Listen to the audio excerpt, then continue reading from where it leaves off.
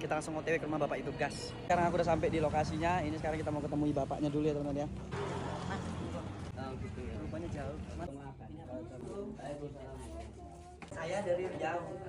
Yang ada titipan lah dari hamba Allah. Dia nggak mau sebut nama orangnya. Aku ada titipan uang sebesar 300 juta. Nah ini uang. Soalnya ini titipan motor baru apa gitu. Motor bukan.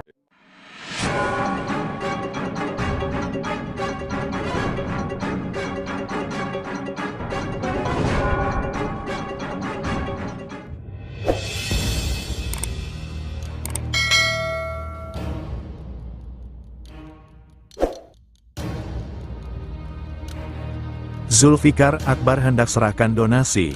Sunaji mendadak tak bisa ditemui, diduga dibawa pergi Gus Miftah. Pegiat media sosial Zulfikar Akbar mengungkapkan Sunaji, penjual es teh yang dimaki-maki Gus Miftah, mendadak tidak bisa ditemui. Sunaji disebut telah berangkat umroh bersama Gus Miftah. Namun, hal ini dinilai janggal karena perlu waktu beberapa hari untuk mengurus paspor dan visa. Zulfikar melalui akun Twitter @zoelfik bercerita awalnya ia hendak mendatangi rumah Sunaji di Dusun Gesari, Desa Banyusari, Kecamatan Grabak, Magelang. Ia berencana menyerahkan uang donasi yang sudah digalang oleh masyarakat. Namun ternyata penjual es teh keliling itu sudah diajak pergi oleh Miftah. Malam ini Pak Sunaji dibawa oleh Miftah untuk berangkat umroh. Itu kabar terkini saat saya dan tim justru sedang bersiap, tulisnya pada Kamis, tanggal 5 Desember tahun 2024. Mantan jurnalis olahraga itu menduga pihak Miftah sengaja ingin menjauhkan Sunaji dari orang-orang yang hendak membantunya. Jika benar Miftah sengaja melakukan hal tersebut, menurut Zulfikar ada indikasi ia ingin menawan Sunaji untuk kepentingan pribadi dan meredam amarah publik. Ini lebih terlihat mirip sebagai upaya menawan seseorang untuk satu kepentingan, ujarnya. Krisis manajemen yang buruk jika langkah ini dilakukan untuk meredakan amarah publik terhadap Miftah, pungkasnya. Lebih lanjut, kontroversi karena hina penjual es teh, apa tugas Gus Miftah sebagai utusan khusus Presiden? Kasus penghinaan yang diduga dilakukan oleh Miftah Maulana, atau yang dikenal sebagai Gus Miftah terhadap penjual es teh di Magelang masih menjadi perbincangan panas di media sosial. Meskipun Gus Miftah telah meminta maaf secara terbuka dan bahkan mendapat teguran dari pihak istana, gelombang kritik dari netizen tak kunjung surut. Netizen terus mengangkat video-video lama yang menunjukkan perilaku kontroversial Gus Miftah. Baru-baru ini, sebuah video lawas kembali viral, menampilkan Gus Miftah yang diduga menghina sinden sekaligus pelawak senior Yati Pesek. Dalam video tersebut, Gus Miftah melontarkan komentar yang dianggap melecehkan dan tidak pantas, memicu kembali kemarahan publik.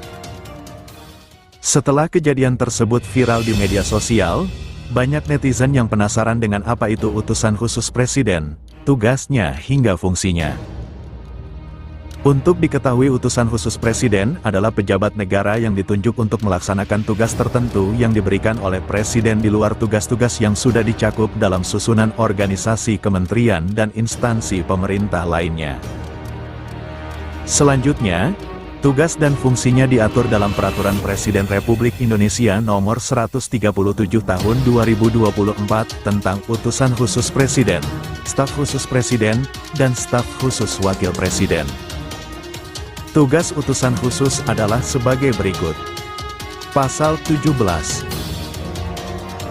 Untuk memperlancar tugas Presiden, dibentuk utusan khusus Presiden. Pasal 18. 1. Utusan khusus Presiden melaksanakan tugas tertentu yang diberikan oleh Presiden di luar tugas-tugas yang sudah dicakup dalam susunan organisasi kementerian dan instansi pemerintah lainnya. 2. Dalam pelaksanaan tugasnya, utusan khusus Presiden bertanggung jawab kepada Presiden. 3. Laporan pelaksanaan tugas utusan khusus Presiden dikoordinasikan oleh Sekretaris Kabinet. Pasal 19. 1. Pengangkatan dan tugas pokok utusan khusus Presiden ditetapkan dengan keputusan Presiden. 2. Utusan khusus Presiden dapat berasal dari pegawai negeri sipil atau non-pegawai negeri sipil. Pasal 20.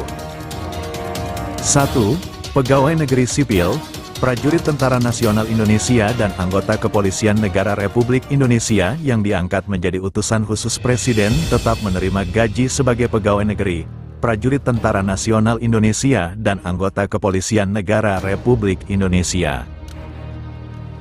2. Pegawai negeri sipil, prajurit Tentara Nasional Indonesia dan anggota Kepolisian Negara Republik Indonesia yang diangkat menjadi utusan khusus Presiden diberhentikan dari jabatan organiknya selama menjadi utusan khusus Presiden tanpa kehilangan statusnya sebagai pegawai negeri sipil, prajurit Tentara Nasional Indonesia dan anggota Kepolisian Negara Republik Indonesia. 3. Pegawai negeri sipil, prajurit Tentara Nasional Indonesia dan anggota Kepolisian Negara Republik Indonesia yang diangkat sebagai utusan khusus Presiden dinaikkan pangkatnya setiap kali setingkat lebih tinggi dalam batas jenjang pangkat yang ditentukan untuk jabatan yang bersangkutan, sesuai dengan ketentuan peraturan perundang-undangan. Pasal 21. 1. Pegawai negeri sipil, prajurit Tentara Nasional Indonesia dan anggota Kepolisian Negara Republik Indonesia yang berhenti atau telah berakhir masa baktinya sebagai utusan khusus Presiden, diaktifkan kembali sebagai pegawai negeri sipil, prajurit Tentara Nasional Indonesia dan anggota Kepolisian Negara Republik Indonesia sesuai peraturan perundang-undangan. 2. Pegawai negeri sipil, prajurit Tentara Nasional Indonesia dan anggota Kepolisian Negara Republik Indonesia yang diangkat menjadi utusan khusus Presiden diberhentikan dengan hormat sebagai pegawai negeri sipil, prajurit Tentara Nasional Indonesia dan anggota Kepolisian Negara Republik Indonesia apabila telah mencapai batas usia pensiun dan diberikan hak-hak kepegawaiannya sesuai ketentuan peraturan perundang-undangan. Pasal 22. Hak keuangan dan fasilitas lainnya bagi utusan khusus Presiden diberikan setinggi-tingginya setingkat dengan jabatan menteri. Pasal 23. Masa bakti utusan khusus Presiden paling lama sama dengan masa jabatan atau berakhir bersamaan dengan berakhirnya masa jabatan Presiden yang bersangkutan. Pasal 24. Utusan khusus Presiden apabila berhenti atau telah berakhir masa baktinya tidak diberikan pensiun dan atau pesangon.